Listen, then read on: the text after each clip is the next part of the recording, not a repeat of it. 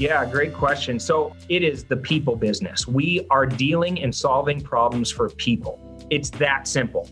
And rapport building is like your number one skill, like just being able to, talk to somebody and say, tell me what's going on with your life. What are you doing to fix it? What have you tried so far? How can I serve you? If I had a magic wand, what would that look like for you if we were able to put something together? And just connecting on a human level. Everybody's so worried about the technical. They're like, oh, I got to learn all these steps in the process and I have to be able to anticipate every single thing and all the what ifs. And then they get overwhelmed and then they don't take any action. So clear the field, take a step back and realize if a guy who is $30,000 in credit card debt that looked like he was 10 years old can go off and become a real estate multimillionaire by keeping it simple. That's how I got that first deal. Hi, it's Robin Sharma, and you're tuning into the Millionaire Student Show with Sashin. Sashin. Sashin. Sashin. Sashin. Sashin. Sashin. Sashin. Sashin. Sashin. Sashin. Sashin.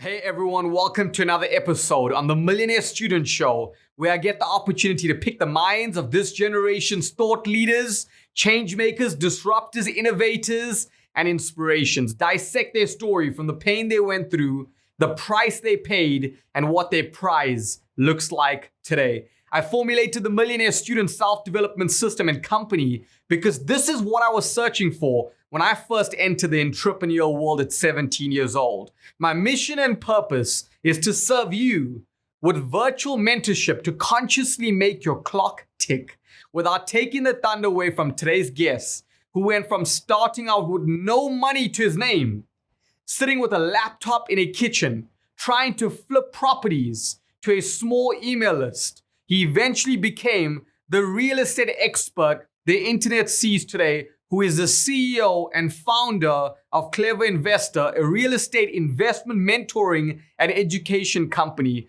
providing real estate investing, education, and software applications to investors.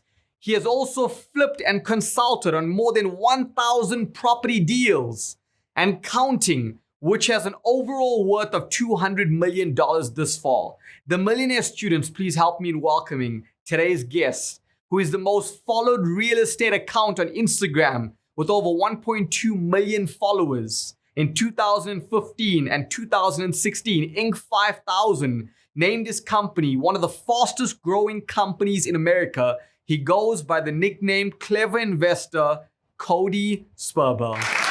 Cody, thank you for being on the Millionaire Student Show today. I truly appreciate your time. Yes, I'm excited. So on the Millionaire Student Show, my mission and purpose is to dissect the pain you went through in life as well as the price you paid before you experienced your prize.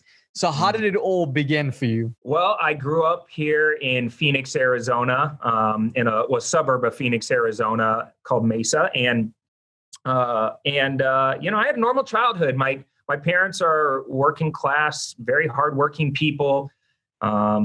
I don't have a very big family, so it was really just us and my grandparents. We lived in a 1,000 square foot rental home. My grandparents lived in one bedroom. My parents lived in the other, and I jumped between the couch and sleeping in the corner by my grandparents. And so we didn't have a lot of money growing up. So that experience, I always wanted more. I never knew we didn't have money. I never was neglected in any way. My parents were rad and always found cool stuff to get into, even though I didn't have, I had one bike, it got stolen when I was a kid. That kind of sucked. But, I always found fun stuff to do and did my best to get in and out of trouble quickly. And as I was growing up, I used to walk to school because both my parents worked. And so I used to walk down this main street, and there was this huge commercial building that had a guy's name on the side of the building. And I would walk by it every single day thinking to myself, how do I get my name on a building? What did that guy do to get his name on the building? It was called Polak Investments, Michael Polak Investments. And so finally, one day I had the courage to go in and ask them what they did. And they said, well, we're real estate investors. We're developers, and we own commercial real estate. And we own residential real estate, and we do real estate. And that planted a seed when I was probably like 11 years old, that if you want your name on a building, you do real estate. And so anyway, I was a pretty little guy. I looked like I was 15 until I was probably 25 or 30. And so I didn't really want to go to college. After high school was rough for me, super rough. I always was very sharp-witted, which got me in a lot of trouble. I was a very hyperactive kid. So I got in a lot of trouble saying things that I shouldn't say, and get my butt kicked and bullied and pushed around and stuff. And so like the thought of going to college after high school freaked me out. I really didn't want to do it. I actually tried. After high school, I went to community college for one day. I lasted about 2 hours before I dropped out. And yeah, so I decided to follow my father's footsteps. I joined the Navy. And when I was in the military, I was very lucky. It was the best thing that I could have ever done, because up until that point, a lot of my friends were doing drugs, selling drugs, just, kind of on the wrong path. A couple of them ended up going to juvie for dumb stuff, stealing and minor offenses. And one even went to real jail. He ended up shooting somebody.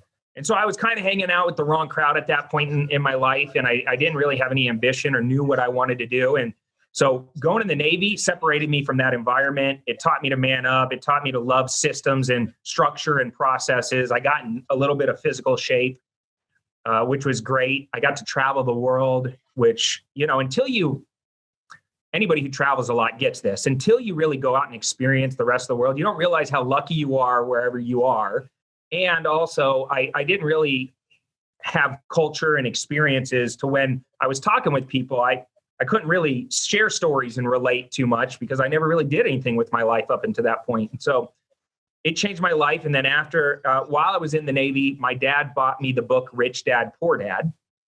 And I read it one day when we were floating around in the middle of the Persian Gulf. And I read it front to back in one reading because I was just so blown away that it took me back to being an 11-year-old walking by that building going, oh my gosh, real estate. That's right. Real estate. That's what rich people do. They have, and I never heard of the word asset before, right? I never heard of a liability. And that was my first exposure. And I'm thinking, why does nobody ever tell me about this stuff as I was growing up? Like, if I want to get out of our current financial situation, I need to do things that get me more assets, like start a business or do real estate. And so that kind of got that seed replanted in my mind. So after the Navy, I enrolled in college. I was finally ready to go to college. And I went back to my dad and I said, what do you think I should do in college? I think I want to be a history professor. That kind of sounds fun to me. And my dad said, well, you need to go talk to some history professors and see if you like how much money they make. And so I went down to the college at San Diego State. I was stationed at San Diego. So I went down to the San Diego State College and I talked to the history professors and I said, hey, if you don't mind me asking, do you love your job? And they said, well, yeah, it's okay. And I said, okay, so you don't love it, but you think it's okay. And I said, do you like the money that you make? And the guy I was talking to just busted out laughing. It was a reaction. He just laughed really loud. And then he kind of looked at me and he goes, Cody, I have a second job to make sure I pay the bills. And I thought, oh man, the thing that when you're a little kid, you kind of want to do, that's not going to make it in life. And so I was lucky. I walked away from that experience, and a very short period of time later, a good friend of mine named Jeremy asked me to go to lunch one day, and he pulls up in a brand new Mercedes. And I said, dude, how did you get the car? You don't even have a job. How did you do that? And he said, well, I flipped a house and I made $80,000. So this is 3 times in my life that real estate creeps back up. And so that was the day where I finally said, all right, enough signals. I'm going to try this. I'm going to look into this real estate thing. And the way my buddy flipped a house here in the United States, there's a process called wholesaling, which is a no money down form of real estate investing, where essentially you go find a motivated seller, somebody that has a lot of motivation to sell quickly and get cash. And you negotiate and work out a good deal to buy their house. And then once you put a house under contract here in the United States, you have what's called equitable interest in the property. You control that real estate. Even though you haven't bought it yet, you control it. And once you control it, you can take that contract and shop it around to landlords and rehabbers and other people that are looking for good deals that actually have cash, and flip the contract over to them. And so essentially they step into your shoes, you step out, and you can create like a finder's fee for yourself. And in the US, as long as you have equitable interest in the property, you don't need a real estate license to do this. And so that's what Jeremy did to flip a house and make 80 grand. So I went down the path of trying to learn how to do that. And that's how that's my full story, all the way up to the point where I finally found like a thing that I can get into, which was real estate, which is what I'm known for now. It's so ironic that the same book that triggered it for you was the same book that triggered it for me when I was 18. And there was, the words passive income, residual income, that flipped it for me when I read that book, as well as multiple streams of income, multiple sources of income. Cody, you go out there, you get into the real estate industry, but that's the first decision after those 3 doorbells that was ringing, those 3 signs. What was that pivotal point that turned it around for you? Yeah, great question. So obviously when I was getting into real estate, I had no money. So everybody told me that you're crazy. Like, this isn't going to work. Like, rich people do real estate. You need to have money to do real estate. You have to have a real estate license to do real estate. You need to have connections to do real estate. Like, you don't have any of those things, Cody. And I also had this little self-limiting belief rattling around in my brain of, you look too young, you drive a piece of crap Nissan pickup truck, nobody's going to believe that you're the guy that's going to pay cash for their house, right? Or nobody's going to believe that you're going to buy their property. And so I went down the rabbit hole of educating myself, and you got to go back before YouTube University, before amazing podcasts like yours. If I wanted to learn, I had to get on a plane and fly all over the country and go to seminars and boot camps and workshops to learn this stuff. And there's nothing wrong with that. That's how we did it back then. And so the challenge sometimes when you're doing that, and I went to like maybe a dozen seminars, and I bought every course under the sun. They loved me. The gurus loved me. They saw me coming a mile away. I would walk out with big bags of courses, and, I racked up $30,000 worth of credit card debt trying to figure this out. And when you spread all that information out in front of you, sometimes you get so overwhelmed by the amount of information and the different personalities and tips and tricks and advice that it felt like I was drinking from a fire hose. So for 9 months, I tried to piece it all together, but it was almost like, those courses were Swiss cheese. They had like giant holes and missing pieces that I couldn't figure out how it all clicked together. And so for me, 9 months of trying, imagine month 1, you're so fired up. You're like, dude, we're going to do this. We're going to become a real estate millionaire. By month 4 or 5, you're running out of a little bit of steam, but you're still defiant. You're like, no, I'm going to do this. By month 6, your parents are sitting you down saying, I think you're making a mistake. Focus on your school. By month 8, deals that are almost at the finish line would fall apart, and you would just be heartbroken because you were so close, like you were there, and then it just didn't work out. And by month 9, I finally threw in the towel, and I said, you know what? I must not be, real estate must not be for me. And I remember that feeling because I had to create a resume at that point. And that was a really odd feeling, thinking that you kind of had 9 months earlier, your life planned and you were going to do this real estate thing. And then now you're putting out resumes to find a job so you could pay for your credit card debt. And so I went and got a job as a bookkeeper. I didn't know what else to do. And actually, I didn't even know anything about bookkeeping, but I needed money so desperately that I lied on my application to the guy that was looking for a bookkeeper. And the only reason I applied for him is because he was a real estate developer that needed a bookkeeper. So I'm thinking, okay, at least I'll learn something about real estate. But I actually had to go to the bookstore and get Bookkeeping for Dummies that night and read it before I started my new job the next day, trying to figure out how to do books. And so, I was a bookkeeper for about 3 months before a good friend of mine brought me to asked me to go to another real estate seminar. Up until that point, I was defiant that I would never go again. but he begged and pleaded with me. My girlfriend at the time, who's now my wife, she got involved and said, Cody, you're miserable. You hate being a bookkeeper. You need to do something with your life. You know, you can do this. And she gave me a lot of encouragement. And so I reluctantly went. And when I went to that event, it was an old timer in the real estate space who's passed away now. His name was Jack Miller, but he was one of the most amazing human beings. He would sit up at the podium and tell these great real estate stories. And when I walked into that room, it was just different than any other seminar that I've ever been to. I knew instantly that I was at the right place at the right time with the right group. And at that lunch break, I went to the bar and I met this old timer named Lyle sitting at the bar, and we struck up a conversation, and he was just a beast at real estate, all doing tons of real estate in his self-directed Roth, all in a tax-free environment. He was doing tens of millions of dollars worth of real estate deals. You would have never known that he was a real estate millionaire, but he was very successful. And he took me under his wing, and that was my first real estate mentor. And that was the key component that I was missing. All that time, trying to wing it, trying to figure it out myself, being stubborn, going all over the place, flying all over the country, listening to all these people. I met Lyle and everything changed. He taught me things that you cannot learn in books. And having that mentorship made a big difference for me. And within 40 days of meeting Lyle, I popped my first big real estate deal. It was a $40,000 profit. I wouldn't have been able to put it together without being able to call him and ask him, what do I do next? What do I do next? How does this work? And he walked me through the transaction, and I made 40 grand. And with that money, I never looked back. I quit my job as a bookkeeper the next day. I got my wife an engagement ring. She's still way above my league, but I knew it. And so I got her the ring and I locked that down.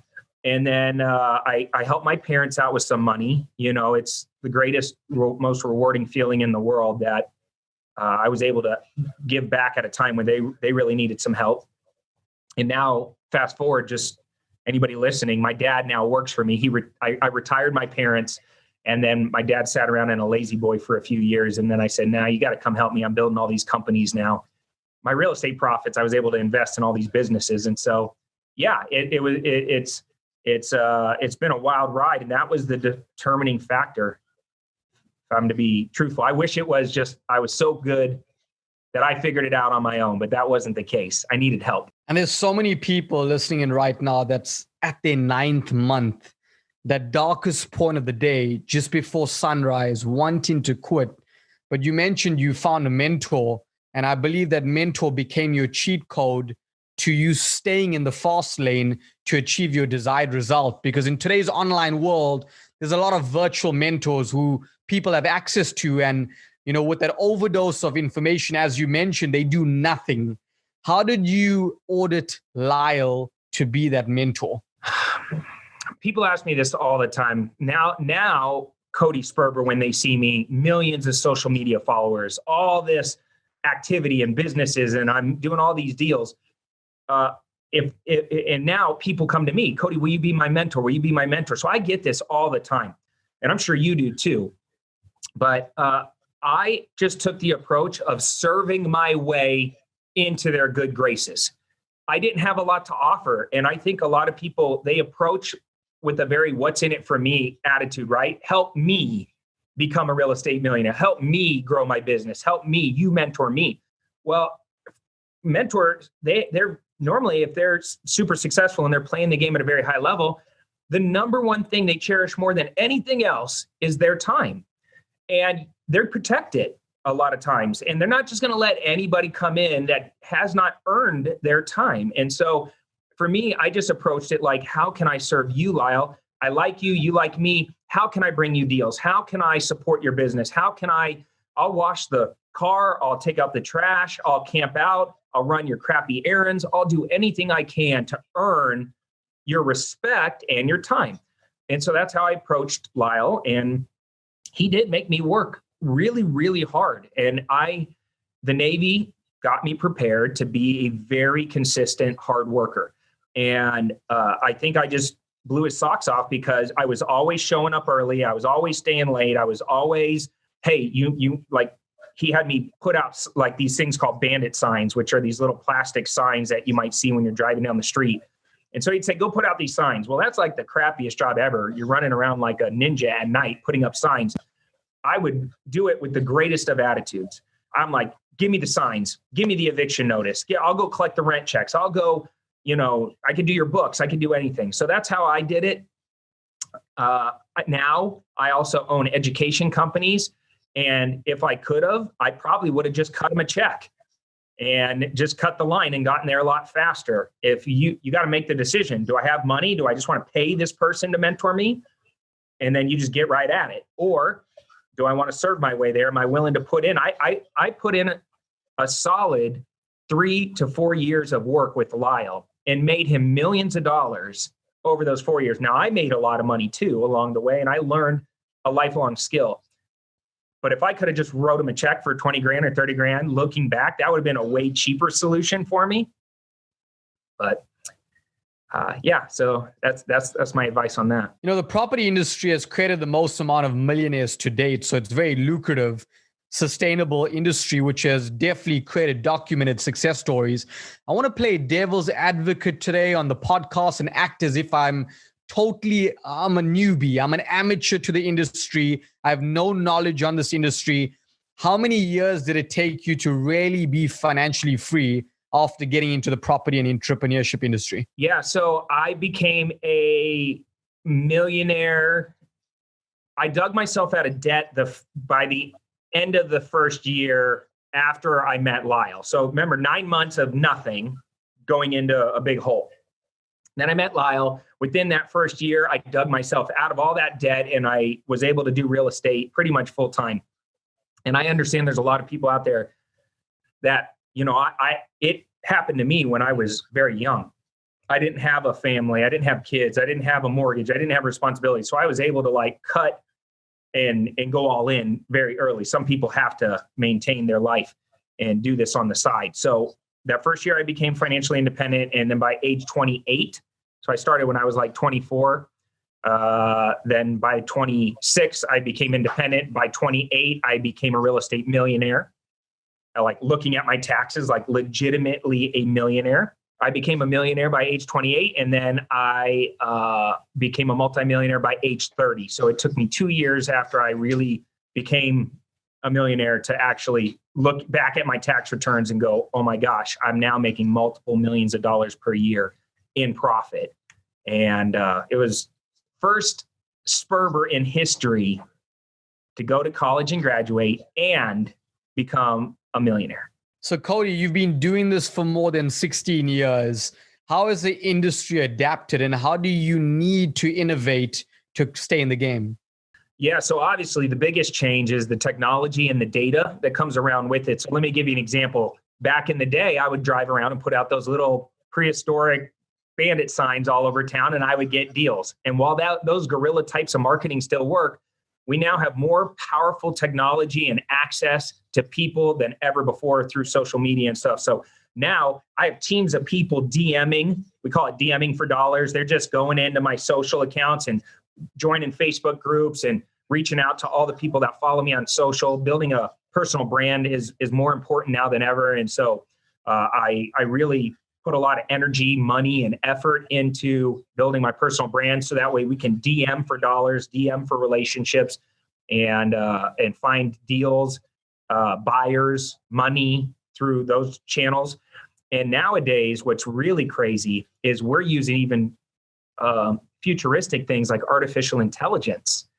Right now, I live in the Phoenix metro area is 4 to 5 million people in size. Imagine if I wanted to market to every single homeowner in the valley.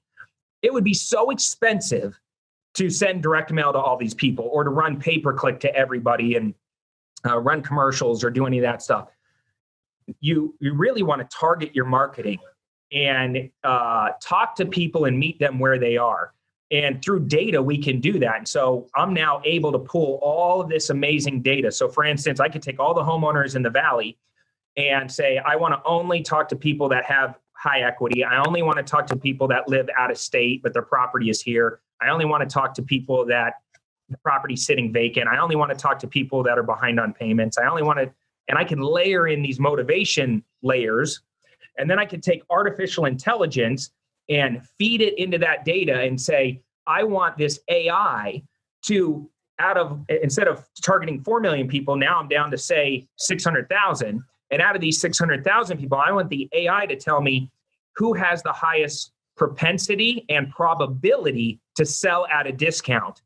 Propensity is just like a time frame, within the next 90 days or less. And probability is, would they sell at a discount? Yes or no?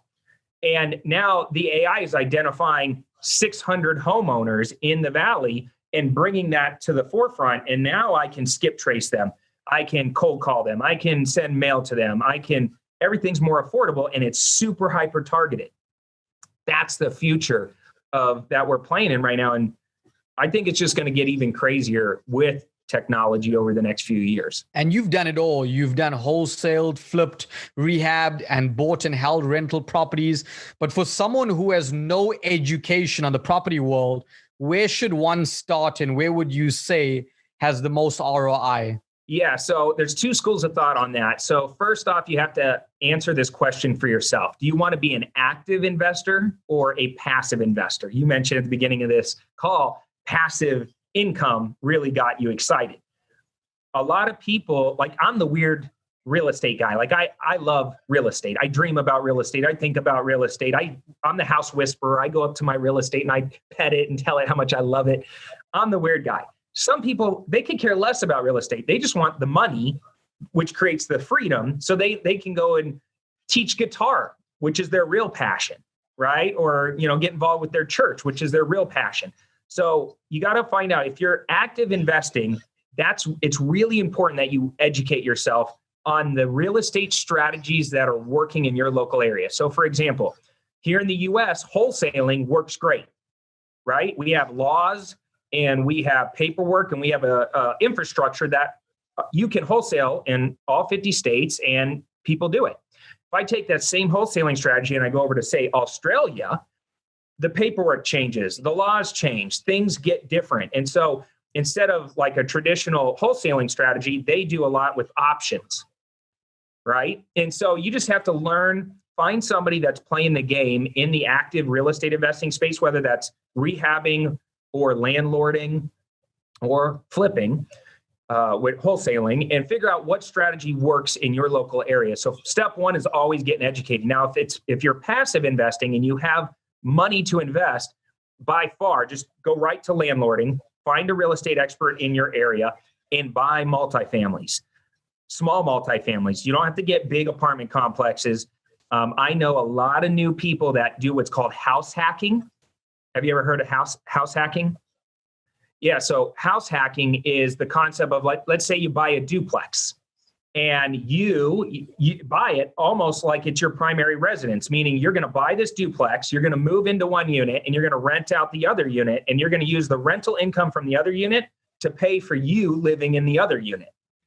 And you ride that out for a few years until the point where you now have that operation running. And then you go buy another duplex and you move into that, or a triplex, and then you go move into that, and then you rent out your vacant unit, and you keep kind of house hacking and jumping from rental unit to rental unit until you build a nice little portfolio. And it's a free way to live. It's a great way to get started in the rental game, and you live on site. So management is super easy. What are the biggest mistakes new real estate investors make? Oh man, a lot of them. First off, they overcomplicate everything. And this is true with any new endeavor, but really in the real estate space, people feel that real estate is a super complicated concept. It is not. It is the people business. We are dealing and solving problems for people. It's that simple. And rapport building is like your number one skill, like just being able to, talk to somebody and say, tell me what's going on with your life. What are you doing to fix it? What have you tried so far? How can I serve you? If I had a magic wand, what would that look like for you if we were able to put something together? And just connecting on a human level. Everybody's so worried about the technical. They're like, oh, I got to learn all these steps in the process and I have to be able to anticipate every single thing and all the what ifs. and then they get overwhelmed, and then they don't take any action. So clear the field, take a step back, and realize if a guy who is $30,000 in credit card debt that looked like he was 10 years old can go off and become a real estate multimillionaire by keeping it simple. That's how I got that first deal. Everybody told me when I approached the seller that I did that deal with, he was going through a divorce, he was going through a bankruptcy, and he was going through a foreclosure. It was a triple whammy. If anybody else would have looked at that deal and said, oh, that's too complicated, you're never going to figure that out. But when I showed up to the guy's house, I just connected with it. Hey, what's it like going through a divorce? You know, what are you experiencing right now? Before you know it, 4 hours had passed. He made me dinner. We're vibing out. And he goes, Cody, I know you're not qualified to do this deal, but I want to do it with you because I like you.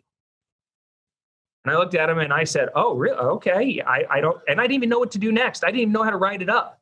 I had to call Lyle 45 times, you know? So keep it simple. That's my best advice to a new investor. And then the second half of that is surround yourself with people that are already doing it. So that way you can get proximity, because proximity is power. And that's why the mentorship is so important. That's why the education is so important. And then if you have somebody that you can ask questions to, that confidence is slowly going to build. I tell people all the time, how do you eat the real estate elephant? It's one bite at a time. It's not an overwhelming thing. It's just slow baby steps, and you build your confidence up.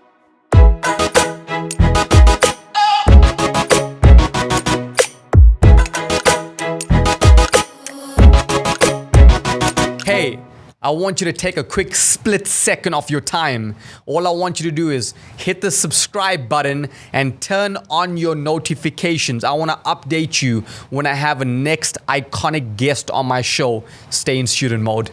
Hey, what's going on, guys? It's Cody, and you're tuning into the Millionaire Student Show with Sashin. And there's a lot of myths to the real estate industry. You know, some of them are, it's too crowded. Now's not the right time. What if the bubble bursts again? And in my opinion, all of those are excuses to validate why they are an excuse maker. And most importantly, their reason, their purpose is not big enough. So when someone has all of those excuses to say, what do you say to them if they want to be mentored by you? Yeah. Well, I think all of us have some of that in us for sure. And that's totally normal. For me, you know, that fear, all those things that you just said, those are just symptoms, right, of fear. And, you know, it's like learning to ride a bike or learning to do anything. At first, it feels very scary and overwhelming. But as you just baby step yourself into that environment, you start to get more and more comfortable. And the way every new level has a new devil. Every level of success is going to have a whole new set of challenges and obstacles and hurdles that you're going to have to overcome. And you just have to make a decision at how far you want to go in life and what standards you're setting for yourself. Because for me, I have this internal drive for two things. One, I never want to be controlled. Being that young kid that got bullied and pushed around and overlooked and sidelined, I was the underdog. And so I always was trying to prove to myself and prove to my parents and prove to the world that I was worthy of success and I was worthy of love and I was worthy of happiness and money and joy. And I also hated it as a kid. It's the reason I was pushed into, I couldn't have gotten a real job if I wanted to. I'm a horrible employee. It's part of my DNA where I just rebel against control. And so if you have a little bit of that in you, channel that and say to yourself, I'm going to set a standard for myself that every day I'm going to play full out. And when I get comfortable at that level that I'm at, and I've patted myself on the back and I said, hey, I got myself this far, that's when you know it's time to level up again. And how we do that is get exposure to people playing the game at the next level and have them expose the principles of that level to us. And what I mean by that is, you know, let's say you're comfortable at the 100K a year level, but you're looking at people saying, I want to make 500K a year. How do I do that? Well, first off, you got to find those people. And then you got to figure out how those people operate. What are their habits? Who do they hang out with? What do they do on the weekends? Where do they go? How do they spend their money? What are they investing in? What kind of businesses are they doing? And what's going to happen, and this happens with me and happens with everybody, is the second you get exposed to that next level, fear comes back. You were just killing it at the 100K level. Now all of a sudden you're receding and it feels very odd. It's going to happen like you step into it and then all of a sudden it feels like you take a bunch of steps back. And I just want to reassure you that if you're feeling that right now, you're at the right place. That means that you're about to level up. And you're going to make the mistakes. You're going to get that feeling of like a little kid again. And then all of a sudden it's going to slowly start getting more and more comfortable and you're going to slowly start leveling up. And before you know it, because you're creating great things and new things and gaining new skills and capabilities, all of a sudden the money's going to come because you're solving bigger problems. And then all of a sudden you're going to be that man or woman killing it at the 500K level. And I've done this every single level from negative $30,000 to a couple $100,000 to making $1 million a year to $5 million a year to $10 million a year to $15 million a year to $20 million a year. I haven't gone past that, but like when you play, I'm still the same guy. I'm just dealing with a new set of challenges, and I'm a little bit more comfortable taking them on at this point. That's it. But I'm still the same guy. I'd love to hear your opinion on this. Should people rent and lease or finance knowing they can't buy cash right now? Should they rent a property or finance? That they're personally staying in? Yeah. So obviously there's a lot of other things that might want to go into that decision. Whenever you go to finance a property and you go to a bank, a couple things are going to happen. They're going to want to see job history. They're going to want to see good credit. They're going to want to see a down payment. They're going to want to see stability in your life, right? When you're renting, you don't have to deal with any of that stuff. The challenge with renting, and there are a lot of theories on this. A lot of people say rent where you live and live where you rent, right? Or did I say that right? Rent? Yeah. Yeah, I think so. Anyways, essentially saying don't buy, be a renter, but then own what you rent and create cash flow from it. I don't necessarily know if I agree with that because I've made great money on my primary residences. I think if you can go to a bank and get qualified and you can get really good financing, then maybe owning is a good thing for you, especially if you're not speculating, if you're buying it at the right price. If you want investment real estate, though, I personally don't go to a bank to buy any real estate ever. I don't personally guarantee any real estate. I buy all of my rentals using creative financing techniques. All right. And what I mean by that is now I'm an active real estate investor. Every single day I'm putting out marketing, right? I buy houses for cash. We're doing direct mail. We're calling, we're texting, we're DMing, we're doing all this activity and all these leads are coming into my life. And I'm talking to all these sellers. Now, some sellers, they're not motivated at all. When they're not that motivated, but they still want to sell, but they're not that motivated, I pass those leads over to my real estate agent and say, hey, go meet this person and list the house. They're willing to wait whatever time it takes and do open houses, and they want top dollar. And then on the other end of the spectrum, sometimes I get a lead and they're like, I'm so motivated to sell, I need cash by next Friday. Well, then I make them an all cash offer and I buy their property. And a lot of times when you pay cash, you get a pretty big discount from retail. That's the trade-off, right? Maybe the house is old and outdated and ugly and beat up. Maybe they're in financial pain. They lost their job. They went through a divorce. They're behind on payments, something like that. Well, those extremely motivated sellers will accept an all cash discounted offer, at which point I do it. But that's all, like the not motivated at all buckets, like 65% of everybody I talk to. The extremely motivated is like 10 to 15%. Everybody else, which is kind of in that middle ground where they're like, yeah, I'm not super motivated to take a big discount. Those are my creative terms deals. Those are the ones that I show up and I say, hey, what do you got going on? And they go, well, I want to sell, but I'm not going to sell it to you for a huge discount. And if that property in my mind would make a great rental, meaning it's in a good working class neighborhood, maybe like in Arizona, $280,000 or less. Okay. I know I can rent it out. I know it would make a great rental. And let's say they own it free and clear, or they have a mortgage on it for $100,000 and they want $200,000 or $250,000 or whatever they want.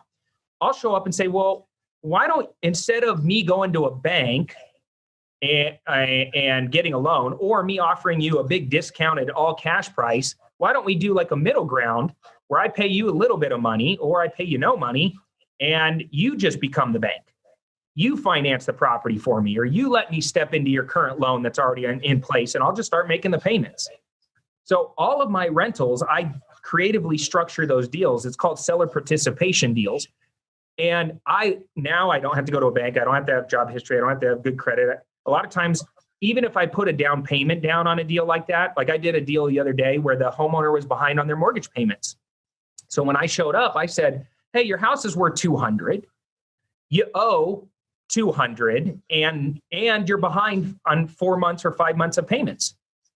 Instead of you destroying your credit and losing your house to foreclosure, why don't I bail you out? I'll pay your back payments. I'll reinstate your loan.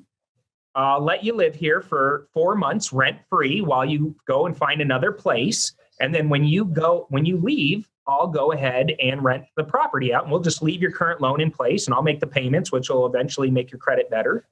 And I'll even give you some money for a down payment on another place, and you go rent something that's more affordable, and I'll take over your house. And they said, okay. And so we did the deal. I bailed them out of foreclosure, and now I'm going to help them get their credit fixed. I'm going to help them find another place. And I got this great rental. The mortgage on the property is like $1,400 a month, and I can rent it out for about $2,200 a month. So, it's in a great rental area. And I'm going to make, probably after everything's said and done, like $850 in pure cash flow every month on the deal. I never had to do anything except for, make up some back payments. And the way I would rent it, instead of a normal rental, once the original person moved out and I go to rent it, I'm going to do what's called a lease option. So I'm going to put a family in there that wants to rent to own. And when you do a rent to own, instead of just collecting a rent payment, they'll put what's called an option payment down. So that 10 grand that I paid to make up the guy's missed payments, I'm going to get all that back when I collect the option deposit from the lease option tenant buyer. Now, I know that might have went over some people's heads, but if you Google how a lease option works, it'll explain it to you. And so creative real estate investing is going to allow me to get a rental property where I basically have no cash out of my pocket by the time the whole thing gets structured, because even though I put some money out on the front end, by the time I do the lease option, I get it all back and then some. Now I have pretty much a free house. How many free houses would you like to have before you wake up one day and say, I'm not going back to my job? I have 10, 15, 20 grand a month in pure cash flow coming in. I got this security knowing that it doesn't matter who the president is. It doesn't matter if prices go up or down. It doesn't matter if, a tax change comes. My real estate, what I love about real estate is you can depreciate it. You can write off the expenses. You can 1031 your profits into another property here in the United States.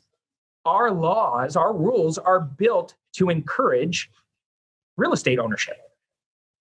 And I'm sure a lot of countries around the world are the same way. You just got to learn what it means, what you can do from a tax perspective, and then go build a wall of assets around you so you never have to worry or stress again about money. Cody, it's insane how social media is becoming our new CV, our resume. I mean, it's in today's day and age, your followers portray your online wealth, and you personally bridge that gap between working like a baby boomer and marketing and branding like a millennial. You have 1.2 million followers on Instagram. What is your unique selling point and strategy to market and brand yourself through social media today? I think two things, man. And this is where I think a lot of people miss out, especially the young guys. They see the glitz and the glamour and the Lambos and the jets. And before they've earned it, before they are that person, they're faking it, right? They're standing in front of the cars. They're taking the perfect pictures. They're talking a big game. For me, I've just carried myself in two ways. I said to myself from day one, I'm going to be authentic. I'm a nerd. I'm goofy. I have a funny sense of humor that I think I like. And, I say what I think and feel. I don't, screen things. So I'm super authentic. I talk about what I like. I talk about what I don't like. I disclose the good, the bad, and the ugly to my followers. Yesterday I put out a post about what's in my fridge, and we made fun of some of the goofy things that are in my fridge. Sometimes I'm teaching them how to make money. Sometimes I'm talking about the worst deal I ever did and how I just completely lost my shorts on the thing. And so I'm authentic. And the other thing is I'm enthusiastic. If you look around the world that we live in right now, there's so many boring ass adults, right? So many people that are just so blah. And when you see somebody that raises their intensity and raises their enthusiasm, you take notice, right? You kind of look and they go, oh, why did that person light up? And they're staying lit up. They're staying consistently lit up. That's fun. That's interesting. That's intriguing. I want to see what's going on over there. And all of a sudden you start gravitating this little follower base. And here's the thing. You don't need 1.2 million followers to make a big impact. If you had 50 followers, but they were raving followers, that's just as powerful to me as somebody with millions, because you're impacting those 50 people in a major way. They relate to you, they're connecting with you, and you're influencing them. And that's how I carry myself on social media. Instagram just happens to be a cool platform because it's kind of a hackable platform in my mind. As a marketer, I like it. It gives you lots of different ways to build an audience, lots of different ways to touch and connect with people through DMs, through lives, through your links, through your wall, through your stories, through your swipe ups. So I like Instagram because it's a great platform for the way I market myself. But the other mistake I see people make is they try to do like 5 platforms at one time. Don't do that. Just pick one and dominate it. Lean in on that and be known as that person. And the only 2 platforms I would do if I was recommending to somebody that was just starting is Instagram or YouTube. Right? YouTube, the value of a follower on YouTube is significantly higher than any other platform out there because they go down the rabbit hole. They see one video with you and they like what they see, then they binge watch all of your other videos. All of a sudden, your influencer status, you get put up on a pedestal very quickly and they become raving fans. If they follow you on YouTube, it's very unlikely they're going to click unfollow. Whereas on Instagram, you can reach a pretty wide audience very easily.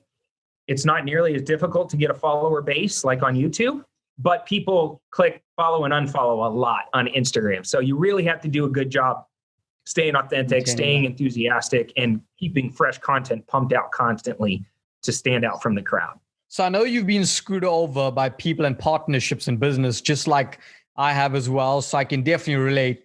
How do you audit your business partners today? And what do you look for in a partnership? Yeah, so yin and yang.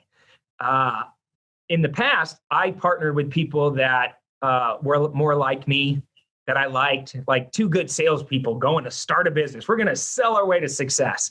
The problem is 2 great salespeople, they cause like this commotion and this wake behind them of chaos. And if you don't have a great operations person picking up all the pieces behind the great salesperson, it's just a recipe for disaster. It sounds great in the beginning. And yeah, do you get off the ground and get money coming in the door? Yeah. But as soon as all those promises need to be kept or you break them, the whole thing starts to fall apart from a customer support perspective. And so try to find people that complement you more than are like you. I also have a philosophy of hire slow, fire fast. I believe that you need to really think through your hiring strategy and make sure that you get to know those people, ask lots of great questions. Let me give you a great one. I ask every single person that I interview, what web browsers have they downloaded or are they using on their computer? Because I have a philosophy, right? My philosophy is there's a couple different types of people out there. There's some people that are very almost like an engineer mindset.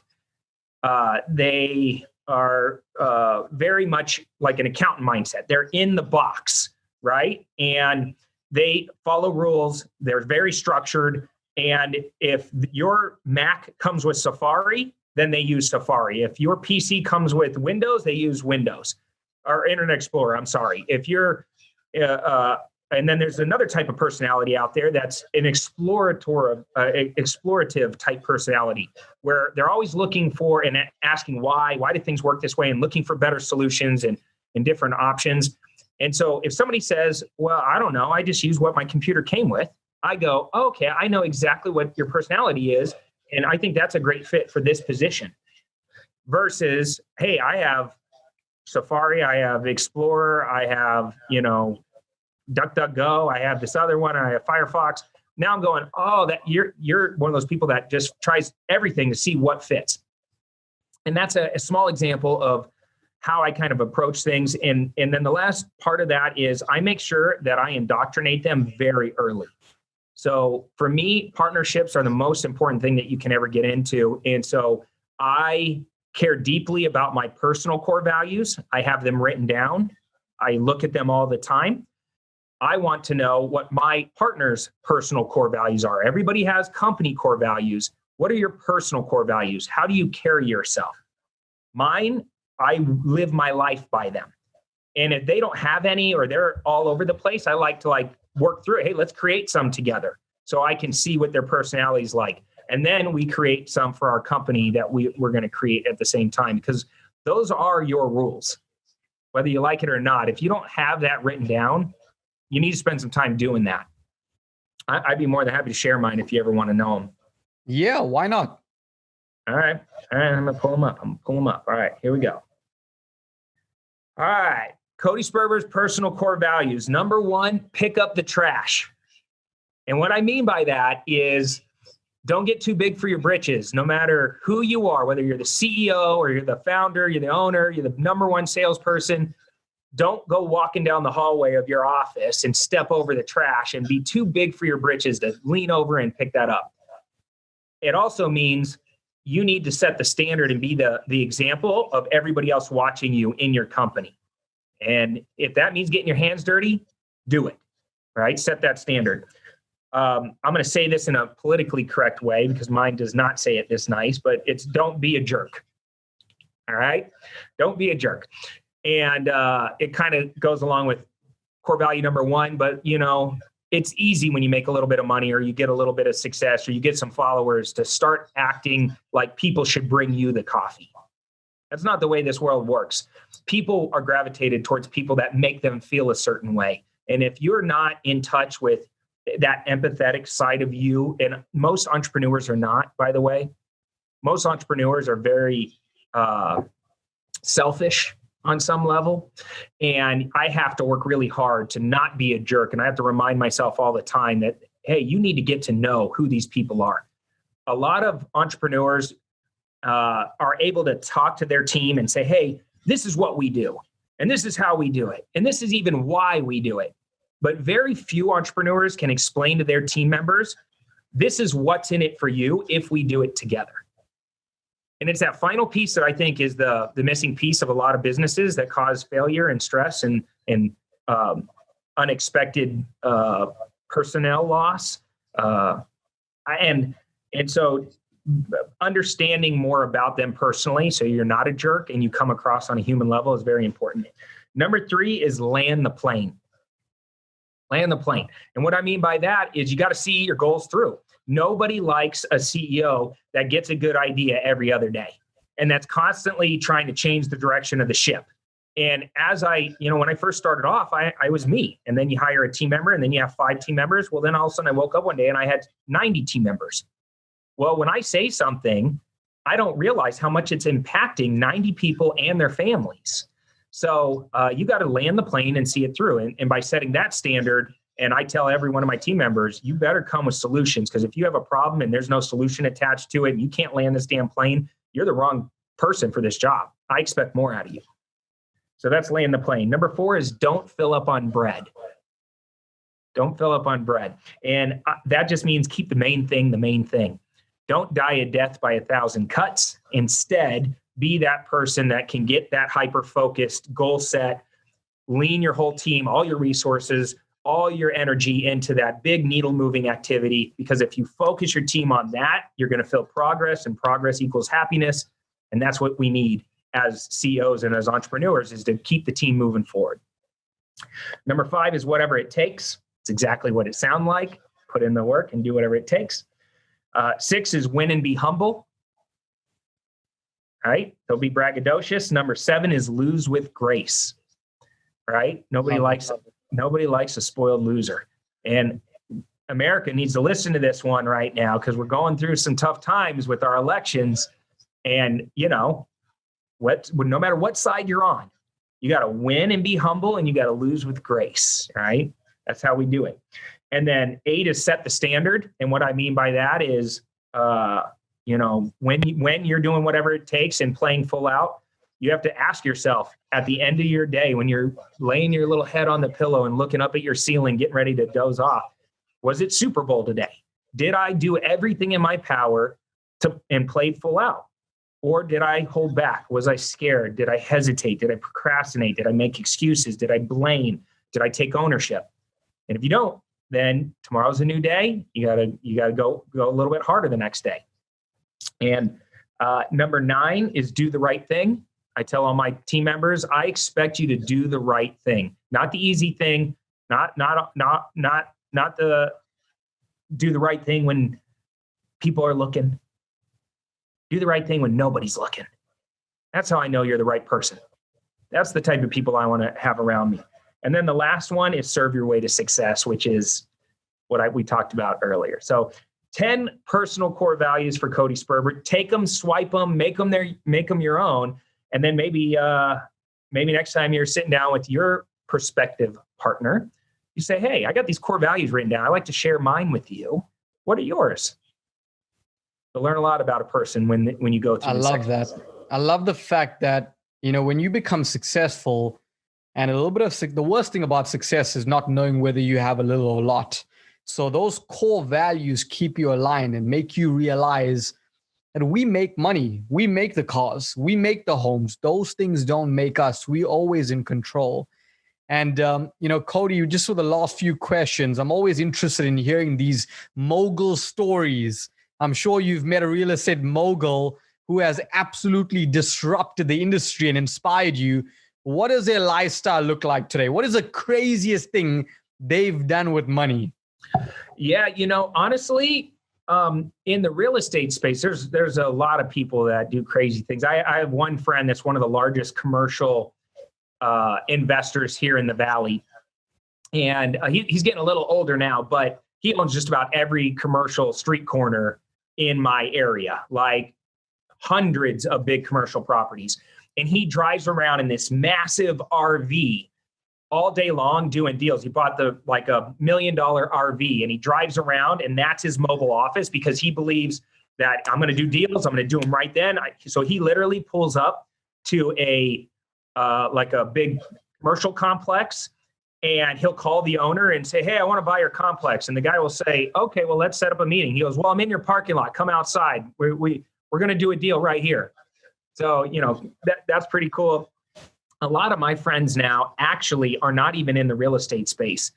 The people I'm looking up to now are actually doing really impactful things in the entrepreneur world.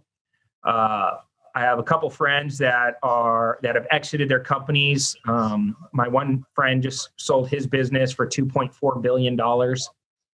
And him and his wife are now traveling the world. And I live vicariously through them because they are in a new state or country every other week and just enjoying the good life. My other friend is getting ready to exit his business. He's preparing for the exit. He's done about $800 million in sales so far, which is so far above and beyond anything I've ever done that I aspire to be like them. They're great family people. Their families are heavily involved in their businesses. And as a dad, as a husband, I love that. I want my kids to learn how to grow up in an environment where they know what success is, but they don't get things handed to them. They're able to work very hard for it. And so, jets, lots of friends with jets, lots of friends with just houses everywhere, like houses you wouldn't even believe, $30 million properties. You walk inside, everything's made of glass, and you're like, this is like an art gallery, not a, does anybody even live here? It doesn't even look like they live here. And I stay here, for 2 weeks out of the year. And you're like, you are crazy. This is insane. So there's always the next level of money. I know for me, when I was in my very first house and I was looking across the street to the bigger houses over there that were like the $1 million houses, dreaming someday I'm going to get in that neighborhood. And then you get there and then you realize, oh man, across the street is somebody with a bigger house. Someday I want to get in that. Always another level. Always another level. In wrapping up, what does self-talk and your internal dialogue with yourself sound like? Are we allowed to cuss on this thing? Why not? Oh man. You know, I probably say F my life underneath my breath 3,000 times a day. It's almost like a bad habit now, but like something happens, I'm like, oh, F my life. So I got that going on. I say to myself a lot, Sperber, you could do anything. Sperber, you could do anything. Because I mean, it's not like it's all glitz and glamour. I'm a deal maker. Every day I'm in the trenches. I have dozen plus companies now that I'm involved with, partners, CEOs. I'm a aggressive marketer. I'm always creating new content and trying to make customer experiences fun and engaging. And so it's not like I'm chilling. I'm not retired. Every day I'm in the grind. So it doesn't matter if you're working customer support or working the front desk at McDonald's, or if you're Cody Sperber, the CEO of 10 businesses. It's a challenge. It's a grind. And I'm like any human, I'm constantly just trying to hold it together. I can definitely relate. Yeah, but there is a lot of positivity. I'm trained to reshift and bounce back. I think winners have a bounce back spirit. So even though there's an F my life that comes out, right behind it is Sperber, you can do anything. You got this. Think about the impact you're going to make. Think about what's the outcome's going to be. And I'm big on visualization. And so if you were in my head, you'd probably laugh a lot, and also probably start rooting me on, like, Sperber, quit being so tough on yourself. Cody, you asked me to speak, and in fact, Dan Fleischman asked me to speak on one of your companies, and I know you also co-own the $100 Million Academy.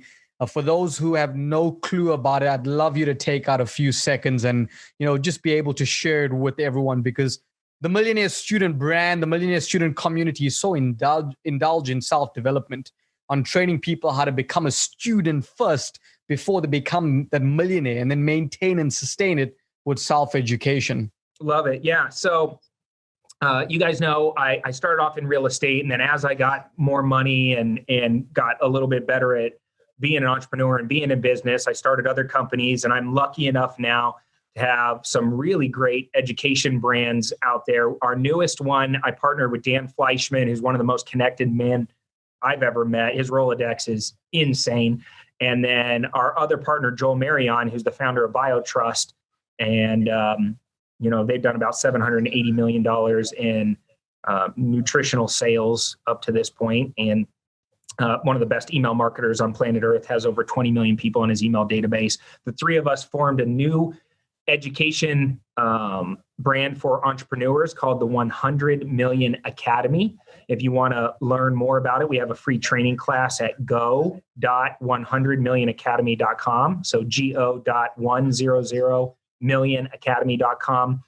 And our mission is to help empower entrepreneurs all across the globe to have a safe place to learn and grow and sharpen their entrepreneur skills in a way that's fast, fun, digestible, kind of like the Netflix for entrepreneurs.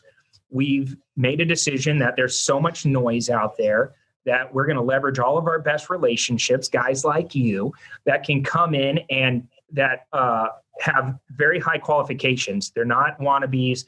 Most of our instructors have either done $100 million in business, spent $100 million on advertising, or have been seen by over 100 million people. And meaning they're playing the game at a very high level, and we have them come in and pull back the curtain on their businesses or teach at the academy. And we go live every single day of the week, where we do a live training call and we do mentoring calls every day. It's part of being in the academy. And we have over 22 different niches that you could sharpen your skills on. And what's cool about it is if you're brand new to business, we have a business launch formula course that teaches you how to get your business started and up off the ground. And we also have something called the 30-day income challenge, where we've identified 5 main online sources of income. And we have 5 instructors that are the best in the world at those 5 income streams. So for instance, we have this one lady who specializes in finding products on Amazon and then pulling them off of Amazon and flipping them over on eBay for a quick profit. And she makes, thousands of extra dollars for herself every single week doing this little like eBay Amazon hack.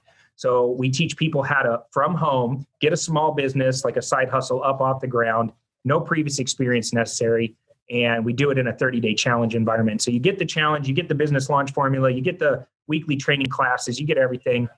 But learn more about it at go.100millionacademy.com. Cody, where can people find you? Which social media platform, and what's your Instagram or Facebook handle? At Clever Investor, everywhere. So, and I would love for you guys to say where you found me from so I can acknowledge you coming from this podcast and hook you up with some free training and just support you in any way I can. And thank you for allowing me to be here and just talk some game. Hopefully somebody got something out of this. And if you need anything from me, let me know. Definitely. Thank you for being on the Millionaire Student Show. All right. Thank you.